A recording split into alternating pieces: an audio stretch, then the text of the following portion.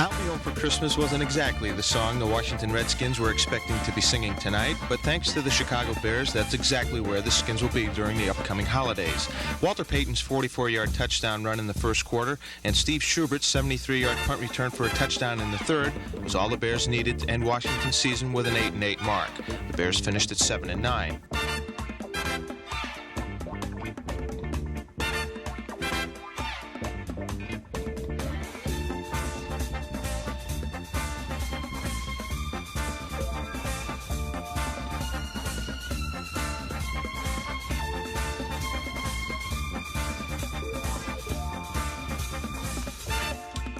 The Washington loss propelled the Atlanta Falcons into a wild-card playoff berth, marking the first time in the Falcons' history that they'll compete in postseason play.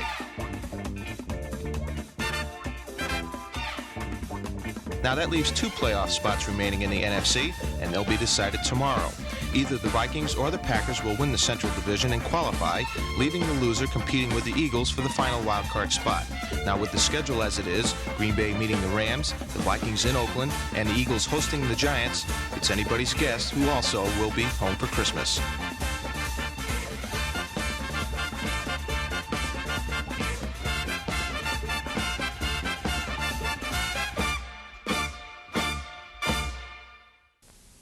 The Fight of the Week, the new boxing feature starting January 6th on the new look CBS Sports Spectacular. First round knockouts, live 15-round championships, highlights of the best fights around. Whether it's LA or London, Miami or Hong Kong, we'll be there with the Fight of the Week. All coming your way on the new look CBS Sports Spectacular. Be there.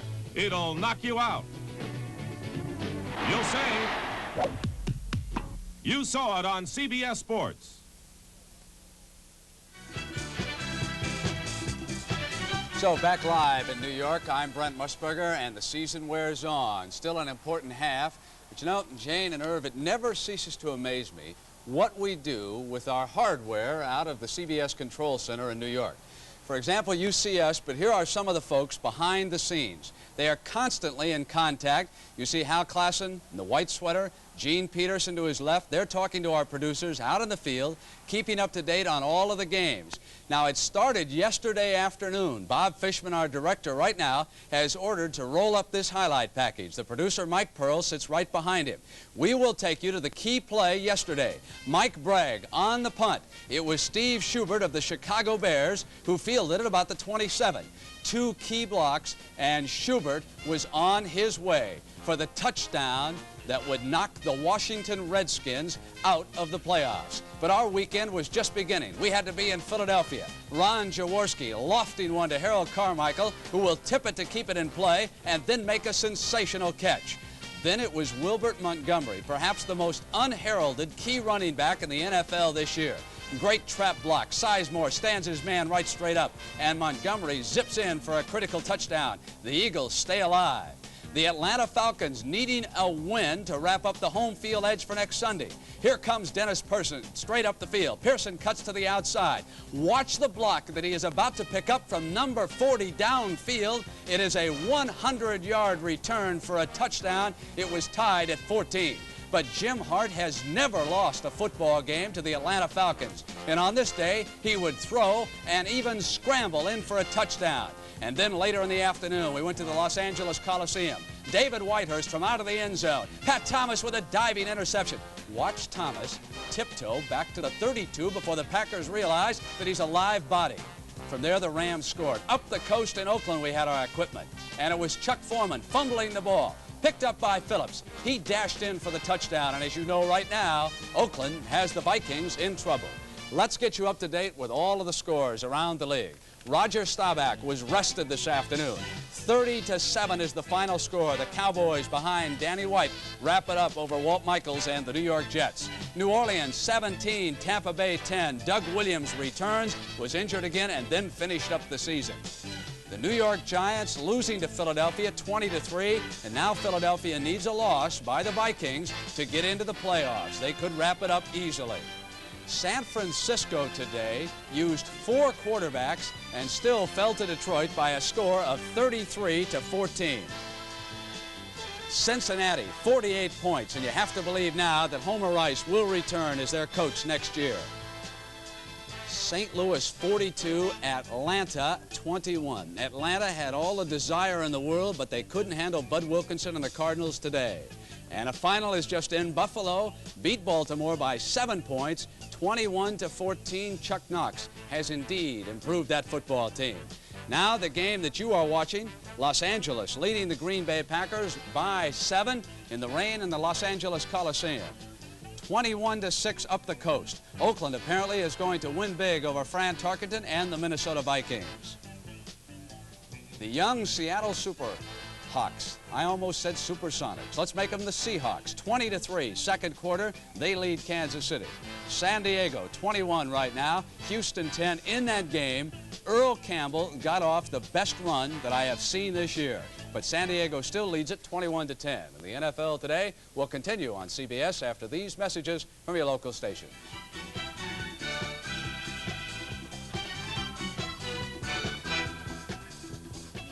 This is CBS. Holiday greetings from Budweiser.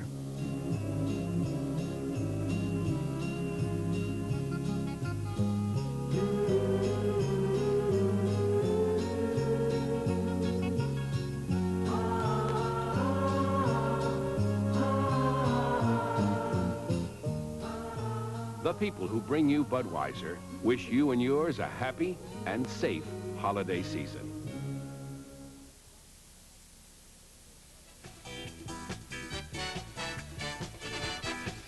Even though Atlanta lost big today, they still have an excellent chance to be the home team next Sunday.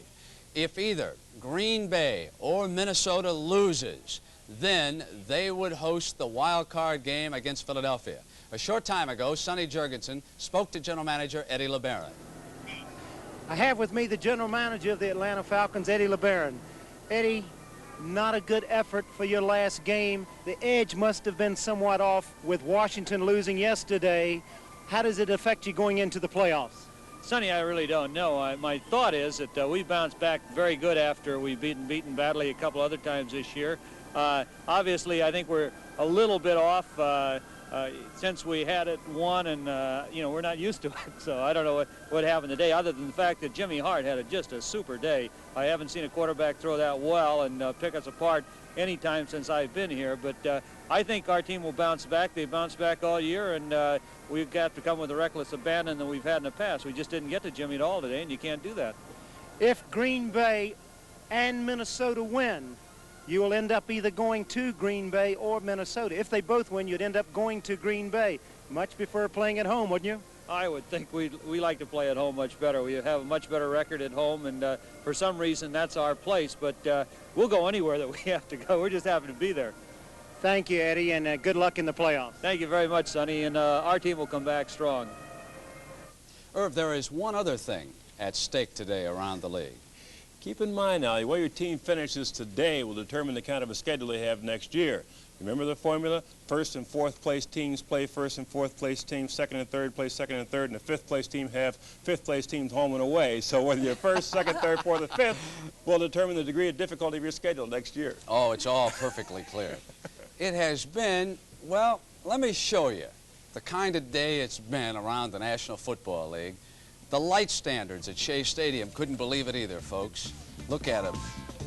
And it was the Cowboys with Danny White out of the shotgun. Here he is hitting Billy Joe Dupree. Dupree is hit by the Jets. The fumble right there to Tony Dorsett, who dashed in for the touchdown for the Cowboys. The other New York team, the Giants, fake punt. Let's go to the screen pass. Hit Brian Kelly from Dave Jennings. He's hit. Kelly fumbles. Jennings says, I don't want it. I'm getting out of here. No first down. Now, watch, this is the hit of the day. Manning to Childs over the middle. And Childs stayed in the lineup for New Orleans. This is the play that gave them the 17-10 victory.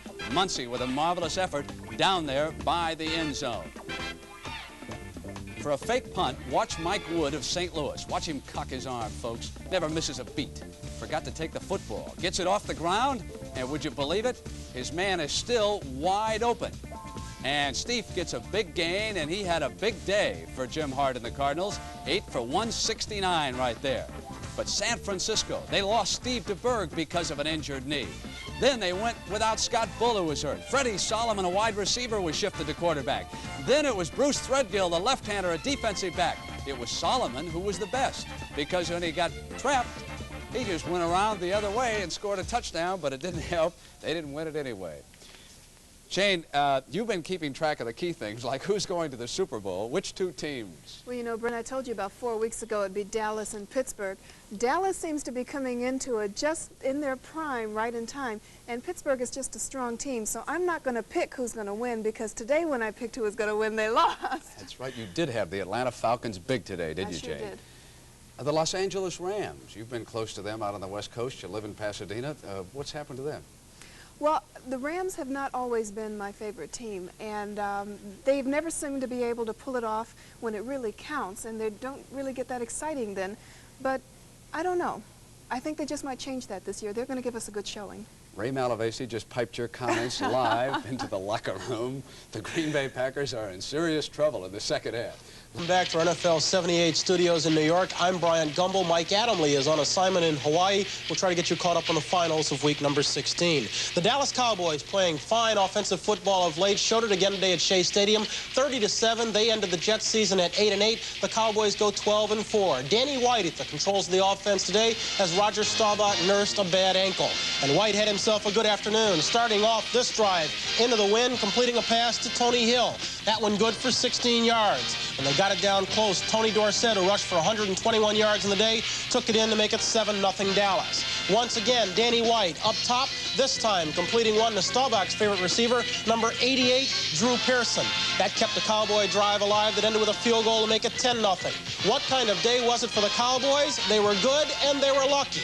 Watch this. Danny White completes one right here to Billy Joe Dupree, but as he fights for yardage, the ball comes loose. Who is Johnny on the spot? None other than number 33, Tony Dorsett. He picks it up, and together they combine on a 75-yard touchdown. It was that kind of a day for the Cowboys. They coasted to a big win, 30-7. White finished 15 of 24, 156 yards. They did not miss Roger Staubach at all, at least against the Jets today. The Philadelphia Eagles kept their playoff hopes alive, playing at home. They beat the hapless Giants today 20-3. The Giants lose 7 of their last 8 in what may be their final season under John McVay. It's a fine ball game for this man, number 31, Wilbert Montgomery. He rushed for 130 yards and 24 attempts. That one good for 46 yards early in the ball game.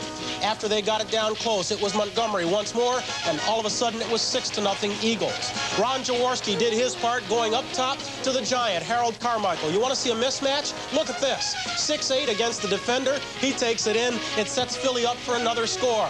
And once again, it's Wilbert Montgomery who does the honors, taking it across, and all of a sudden it's 13-3 Eagles. Philly's defense also played a part right here, picking off Joe Pisarcik. It's Frank LeMaster. The Eagles coast in 20-3 the final. That is the Eagles' best season since 1966. They will wait until the final outcomes of later games today to find out if they are in the playoffs in the NFC. Cleveland against Cincinnati. The Bengals finish out at 4-12, but they did it in style today. They put it all together and beat the Cleveland Browns 48-16. This was a ball game that Cleveland's Brian Sipes started, but left early with a head injury. And Mark Miller came on in relief, and he got a touchdown early in the ball game to make it 6-0 Browns. But then Anderson led the Bengals back upfield and went up top to Don Bass, corner of the end zone, 84, touchdown, 10-6 Bengals. Anderson to Griffin just before the half, 17-6 Bengals. You want to see a bad pass that works? Look at this one. Archie Griffin, hook, right there to Walker, touchdown, 24-6. The Brownies got it back when Greg Pruitt, who rushed for over 100, right there, 178 yards, got 70 of them on this touchdown, but after that it was all Bengals. Get the computer set. In the third quarter, Anderson calls his own number, and all of a sudden, it's 31-16 Bengals. Then Anderson calls Pete Johnson's number. He had a brilliant day. That made it 38-16 Bengals. And then the defense coming to play. Mark Miller picked off by Scott Perry. Perry takes it home. Cincinnati put it all together. The final today, 48 to 16 the Bengals. Though they only won 4 games, they went out in a flash today. New Orleans against Tampa Bay. The Saints a winner today, 17-10. Another good day for Archie Manning, 25 of 36 for 250 yards and 1 touchdown. The Saints finish at 7-9. That is their best season. And San Francisco versus Detroit. The Lions a winner today, 33-14. The 49ers finished the season at 2-14. How bad had things gotten for them? Steve DeBerg, their first-string quarterback, went down with a knee injury. Scott Bull, their second-string quarterback, went down with a leg injury. They called on wide receiver Freddie Solomon to come in and quarterback as he did at the University of Tampa. He came in, he actually ran for a touchdown, but it didn't help the hapless 49ers. The house that Joe Thomas built came crumbling down once again today. We'll go back to the ballparks for updates on the rest of the day's games. Thompson, a linebacker, and J.C. Wilson, a quarterback, are in on defense for the Oilers. Fouls pegs it right down the middle of Jefferson. Touchdown.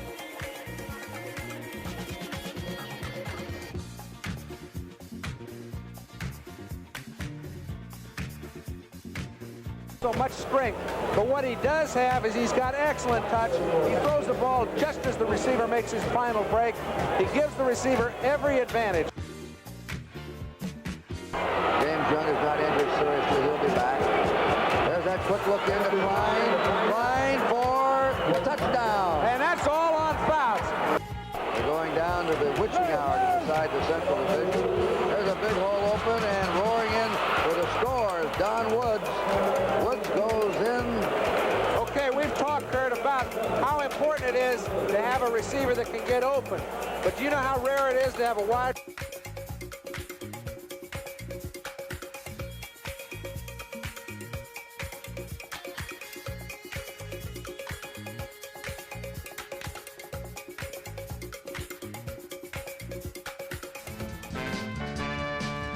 The Minnesota Vikings fumbled their way into the NFC Central Division title. 3 Viking turnovers in the first 11 minutes were converted into 21 points by the Raiders as Oakland went on to win it 27-20.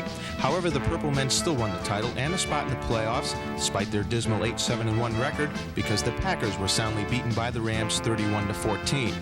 2 short touchdown runs by Cullen Bryant staked the Rams to a 14-0 advantage. Green Bay cut it to 14-7, but the Rams assumed command for good on Pat Hayden's 22-yard touchdown pass to Willie Miller. Now, despite finishing with the same record as the Vikings, Green Bay was eliminated from the Central title because of an early season loss to Minnesota and the wild card spot because the Eagles beat the Giants 20-3 to end the season at 9-7. Wilbert Montgomery's 2 first-quarter touchdowns paced the Philadelphia win. So the Eagles will now meet the Falcons in Atlanta Christmas Eve in the NFC wild card game. Felt out of fairness to the team that we should have this thing determined. I initially asked them to see if they would postpone any negotiations till after the Super Bowl so our team could concentrate on that, and he said no, they had to have an answer immediately. And the reason they had to have an answer was that their recruiting program would suffer with any delays. I will tell you that he told me that he would like to continue for the remaining games to coach the team, and I told him that while I had a great deal of respect for him, that long before Chuck Fairbanks and Bill Sullivan in the National Football League, in biblical times it was said that no man can serve 2 masters. And I said, as good as you are, Chuck, I don't think you can run a recruiting program in Boulder, Colorado, while getting a team ready for the Super Bowl in Foxborough, Massachusetts. So I therefore suggested that he not be with the team for the balance of the year. I would have to say that it's a tremendous disappointment to me. I think that Chuck Fairbanks came here when the team was at a low ebb and has made it one of the most respected teams in the league. And it was a difficult decision. So I told him that I was acting in what I felt was the best interest of the Patriots family and having people on hand who would devote full time, no distractions, to getting us to succeed in the quest for the Holy Grail, which is sometimes known as the Super Bowl. We've talked about it, I think, between ourselves. We care a lot about Coach Fairbanks. He's done a lot for the New England Patriots, and we've got a great coaching staff here, and they're part of that closeness we've had that's been a major part of our success. And I would be very sorry to see him go, but you know, we can't worry about that right now. That's his business, and we're here. We got our chance to go to the Super Bowl, and all you can ask for is a chance. There's only 10 teams that get that chance every year, and we've got to worry about that right now and not worry about where he's going. Well, there's nothing really much at stake for you. There is for the Dolphins, because a win tomorrow night will give them a home field in the playoff with Houston losing today. Is that want you to perhaps beat them a little bit more? Well, we would like to beat them because there's still a chance that we will meet them in the playoffs, and I think having beaten them twice during the year, that would give us a little bit of an advantage in the playoffs. But at the same time, we've got to be smart and keep some of our guys out that are hurt. And you know, I hope Miami does well in the playoffs. I'd like to play them for the AFC title. I think it'd be a hell of a ball game, and you know, we've got to take care of our business to get there, and then they've got to do that also. Try to play well when I come here. Not been vendetta or anything like that, but you know, we never beat Miami here for one thing, and I like to win a game here before it's over. You know, before my career is over. But fortunately, we won our division for the first time in a lot of years, but we never had the good fortune to beat Miami. We've had a lot of tough games. You know, a couple of games where I thought we should have won, but somehow, some way, Miami always seemed to come back and come up with the big play and end up winning the ball game. This game, we're going to go out and try to play as hard as we can and put on a good performance, because no team want to be flat going into the playoffs, you know. And we're going to, of course, try the rest of the guys that have injuries, which I'm sure Coach Schuler's going to do too. But at the same time, we want to put on a good performance so that we'll know where we are, because we're going to have a week off before the playoffs start. And I like to feel confident knowing that I got everything together before we get into the big ball game.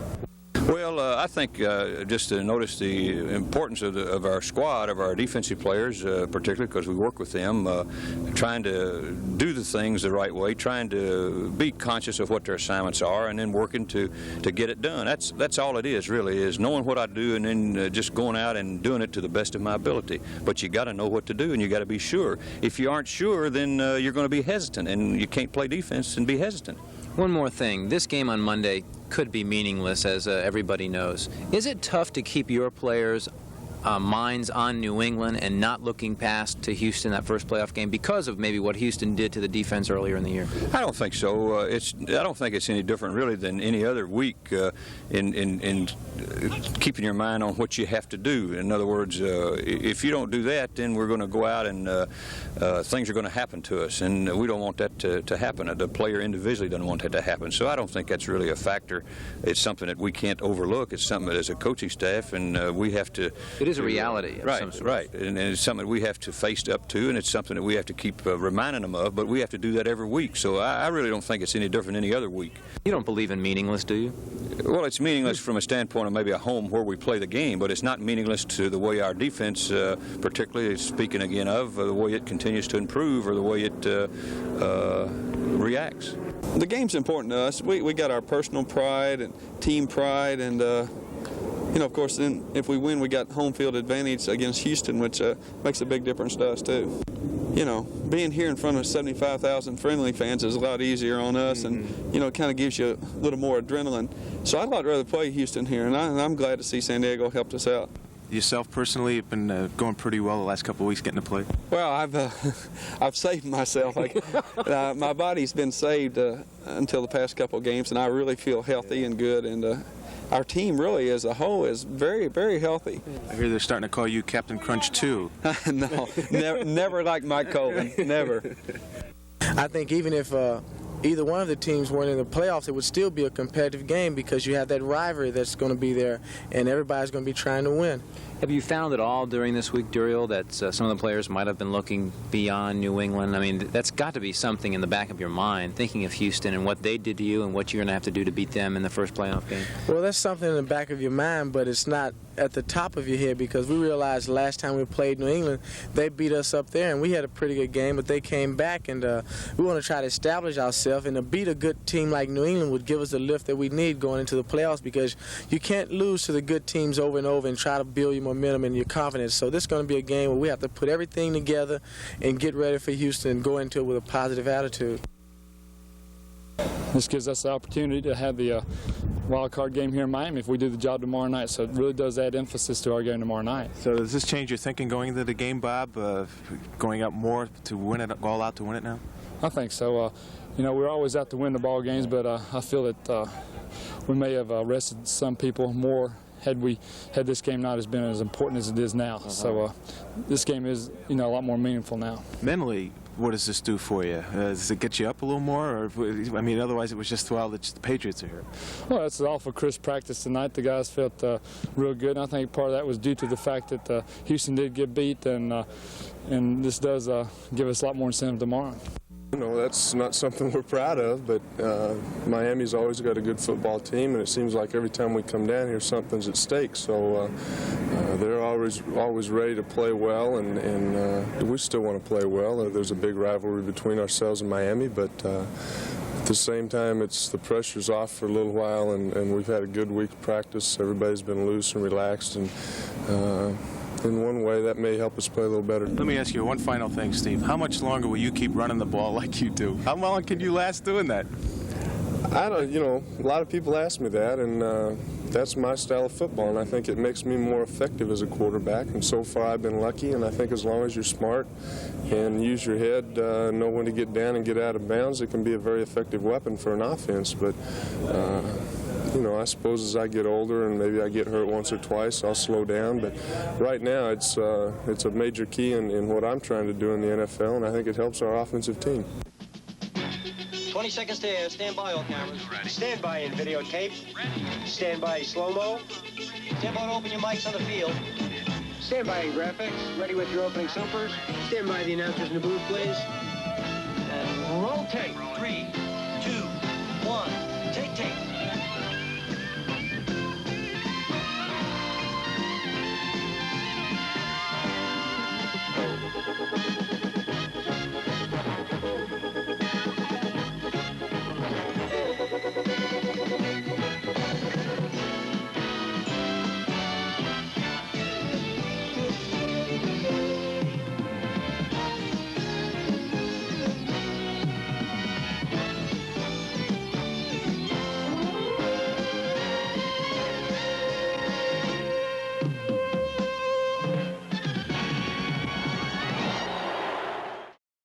Proceeded to hit the receiver, and bang, Dallas had tied New England. McAllister to Jackson to Grogan to Francis.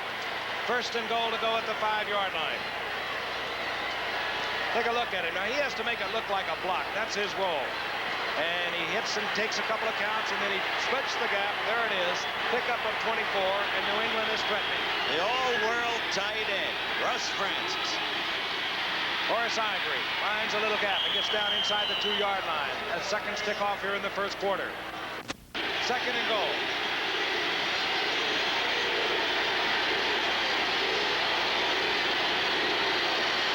Cunningham.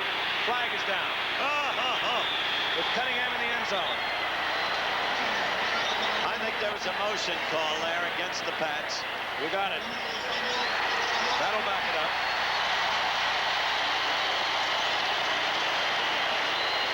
What a competitor this man is. You talk to these New England players. He walks into the huddle. Last week when they had to have it in the closing seconds, he took them into field goal range. And you get the comments, there was never a question they would get there. Goes back home with his folks in Kansas, up at 6 in the morning. Just saw the call. Threshing the wheat. Remarkable young man. He really is. So that extends the yardage for the Patriots. Second and goal to go. The ball now just inside the 8-yard line. Stanley Morgan goes right. To the left is Jackson. Russ Francis split wide left. Jackson in the slot. Horace Ivory. And in the arms of Gerald Small. He's out of bounds inside the 3-yard line. Remember, Grogan can run, and he likes to run.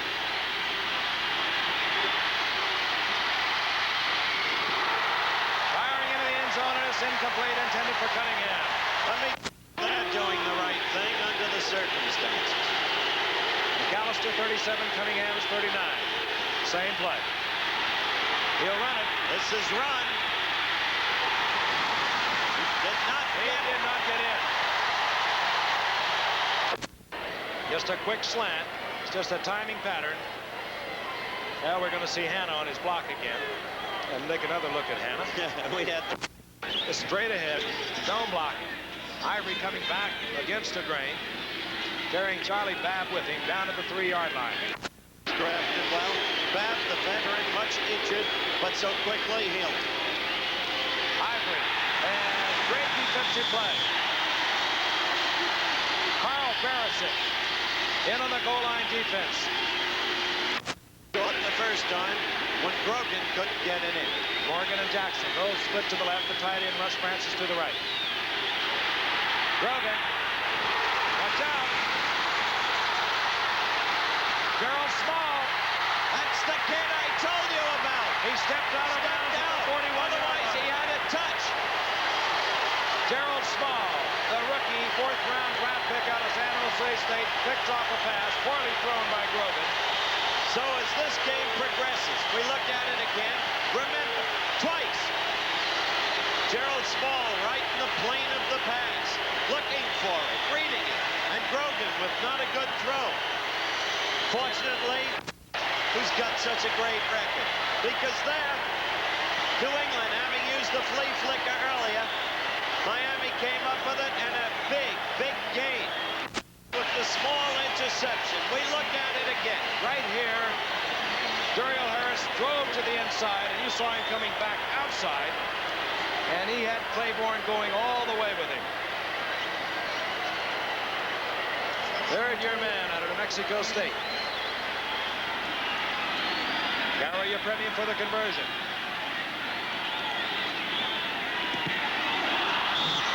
And it's blocked. And how often do blocked or missed conversions come back to haunt you? We'll find out. And we'll be back in the Orange Bowl after this. Against the Oilers, second quarter, 0-0. San Diego ball, 3rd and 9 at the 33. Dan Fouts, underrated quarterback, 14, back to pass. The brilliant rookie, John Jefferson, the reception, 33 yards, touchdown. The Chargers, 7-0. On the next series, Houston ball, 1st and 10 on their own 30. Look at 34, Earl Camp will break those tackles. It seems incredible he even gets away from that would-be tackler. All the way downfield, picking up blockers as he went. Finally, down here. Could have hurt his leg on that one as you saw the left leg spin back. But he's all right, 50 yards. And so 2 plays later, Oiler ball, 2nd and 11 at the San Diego 21. Dan Pastorini to 42, Bob Woods. What a catch, touchdown. And it was tied at 7-7. Later in the same quarter, with the Oilers leading 10-7, it was the Chargers ball, 1st and 10 at the Houston 37. Dan Fouts back again. Excellent protection. Deep downfield, intended for 89. Dwight McDonald, he gets it. Touchdown, 14-10, San Diego. In the 4th quarter was 38-24, and Fouts hit John Jefferson again. San Diego won it 45-24. 13 touchdown catches for John Jefferson on the season, tying the NFL rookie record. Atlanta at St. Louis, Bush Memorial Stadium in St. Louis. Second quarter action, 7-0 Atlanta. And there, St. Louis ball, 2nd and 1 at the Atlanta 37. Jim Hart passes to Dave Steef, 84, touchdown. That made it 7-7. Then, on the very next series of downs, Atlanta had the ball, 2nd and 10 at the St. Louis 45. We isolate on 82, Bob Pollard. He fights past 73, Bill McKinley, sacks 10, Steve Bartkowski, fumble, and St. Louis recovers it on the Atlanta 45-yard line. Then with the score, 7-7, St. Louis moves downfield after the fumble. 3rd and 16. What a catch by Dave Steef. A one-handed catch, and that's worth looking at again. You'll never see a better catch, not anywhere. Different angle. Look at that. Steef having himself a great day. Then that set up an Al Chandler 12-yard touchdown reception. The Cards moved ahead 14-7. This was the ensuing kickoff. Dennis Pearson, number 81. Blocking ball forms, hole opens, cuts right, escapes that tackle, down the sideline, escapes that tackle, and now he's off and running. Keep your eye open. Brilliant block on both jersey number 44. Pearson goes 100 yards. Touchdown. The game tied at 14 apiece. The longest kickoff return in Falcon history. But Jim Hart picked up again in the second quarter. The Cards leading 21-14. He ran it in. That made it 28-14. The Cards went on to win 42-21. It's a happy Tom Banks. He has to have a victory for the Pack to get into the playoffs. The opponent's the Rams. And in the first quarter, Cullen Bryant goes over the right side. 1-yard touchdown. A quick 7-0 lead for the Rams. In the third quarter, the Rams with stalwart defense, but as usual, not a great offense, leading 14-0. Right there, Whitehurst pitches back to Turdell Middleton, and Middleton, having a great season, bursts in for the score, 14-7 LA. Later in the third quarter, Los Angeles ball, and Pat Hayden right there, throwing to number 82, Willie Miller, a 21-yard touchdown. The Rams ahead 21-7. Still in the fourth quarter. The Packers had the ball. 1st and 10 at the Ram 22. Whitehurst, the youngster from Furman. Screen pass to Middleton. Don't give him an opening. He'll take advantage of it. He does that right there. He bursts all the way down for a touchdown. 21-14 the Rams. In the fourth quarter, 24-14 the Rams. 57 seconds left in the game. Green Bay ball. 1st and 10 at their own 45.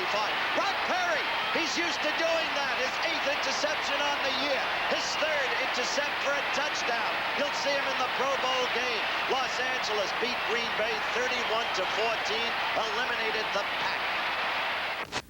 So what a beautiful call by Bob Greasy. And at this point in time, with the continued domination, as you look at Duriel Harrell, with the speed, following his blockers, downfield.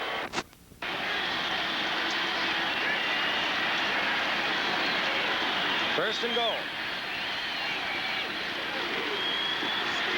Gary Davis, and flag is down, and Davis is down.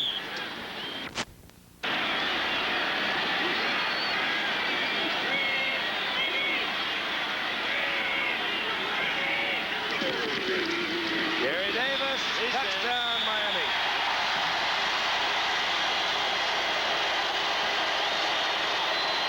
And the master likes what he sees.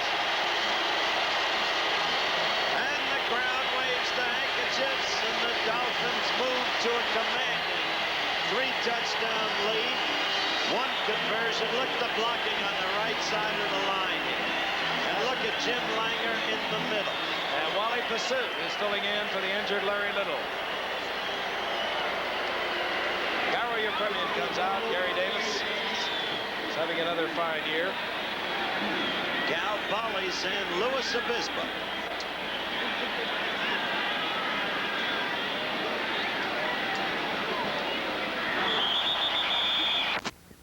There's a lot for Mr. Sullivan, the Patriots owner, to think about. A lot for these Patriots players to think about. They all must be wondering what's hit. Fairbanks is gone.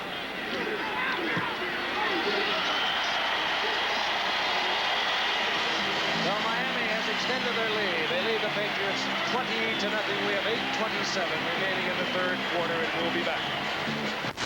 Football. Getting away from the linebacker. Look at the little outside move. That freezes Norris Thomas. And then he just puts the head down and goes toward the goal line. You can't measure that man's ability. He's awesome. They've underused him tonight. 1st and goal is the 3. Calhoun. Oh. Bob. 2nd and goal. Horace Ivory. The crowd loves it. Turnovers that led to Miami's score. Whoa, Cunningham, up-handed. He didn't get in there. Bobbled the... Last time he was in, he led the way in stopping the Pats' goal. Owen, incomplete. How do you like that? Intended for Ivory, incomplete.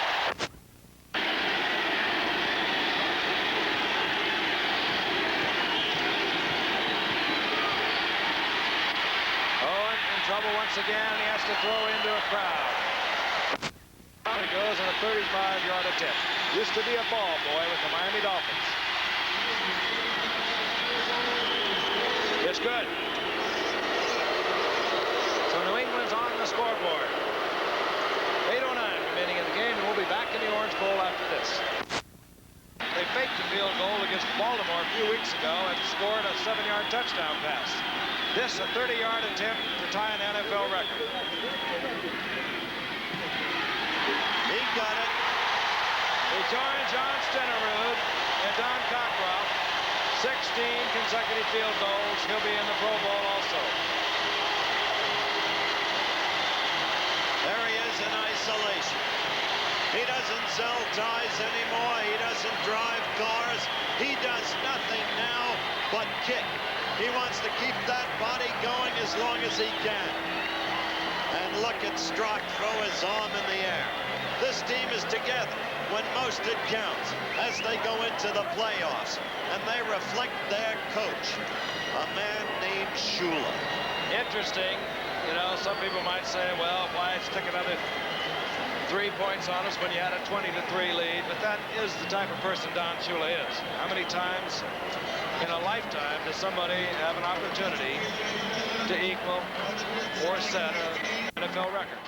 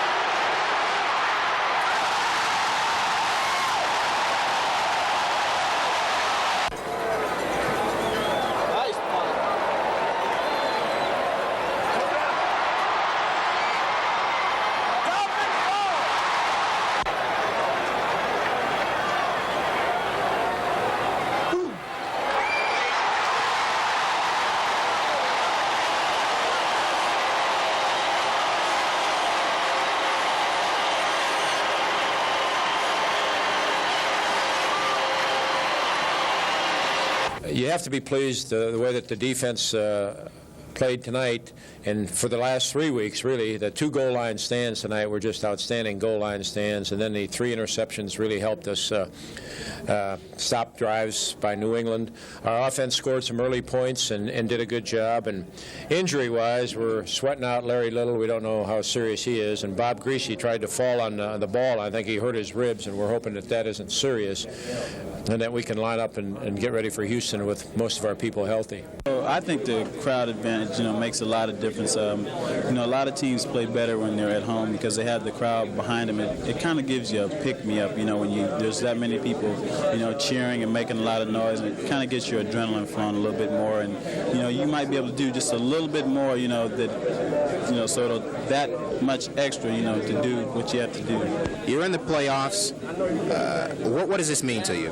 Well, it's great for me because, it's my first year and we made the playoffs. We haven't been here in 4 years, and I'm just, glad that I could, come in and contribute something and help us get there. Well, I felt like, the game didn't mean much to us, and I really don't feel like we prepared the way we should have coming into the game, and then with all that going on, I think that distracted somewhat, but, you can't say how much one or the other affected the whole thing. Excited to be back. It's been a few years since I've been in a playoff game. The people here that have stuck with us through our lean years deserve to see the game that they'll see Sunday, because I think we're going to come out with a lot of intensity and a lot of power. And as I said, right now we're playing championship-style defense, and that's what you have to play to be able to win games.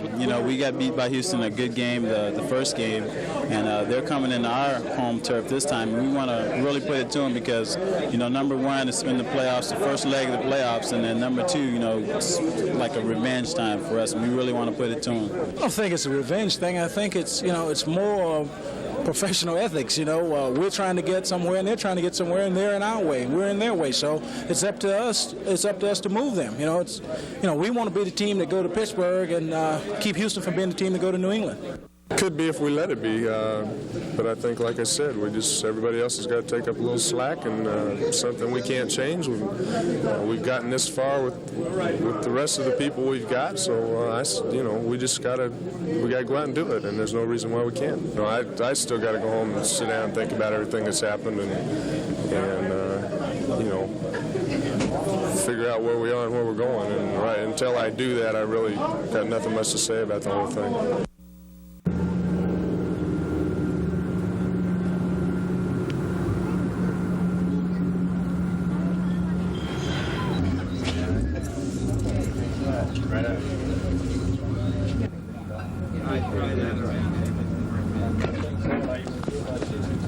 Sir, I'm a new company. I have no idea. Address, yeah. This helps our confidence a great deal. We played 3 solid ball clubs. The offense has played great. The defense has played great, and it's a launching pad for us.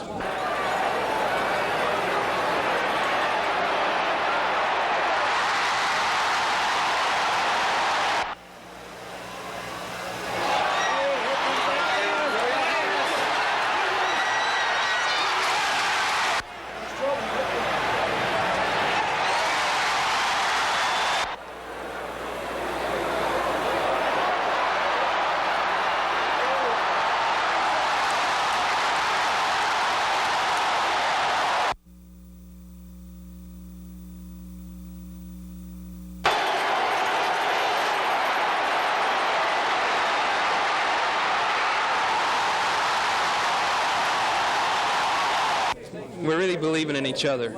Our problem early in the year was that when a team got rolling on us, nobody was there to make the big play, to change the momentum, to turn it around. And now it seems like whenever anybody gets something going, somebody steps in the way of a pass or makes a sack, and we stop their momentum. And then our goal line defense has really been exceptional. Our people up front are just doing a great job making the runners dive, linebackers coming over the top, just vicious hits, and we've played real good goal line defense in the last 3 weeks. And when you have that kind of cohesion and confidence, you come up with the plays, and you play good defense, and you play the type of defense you need to win championships.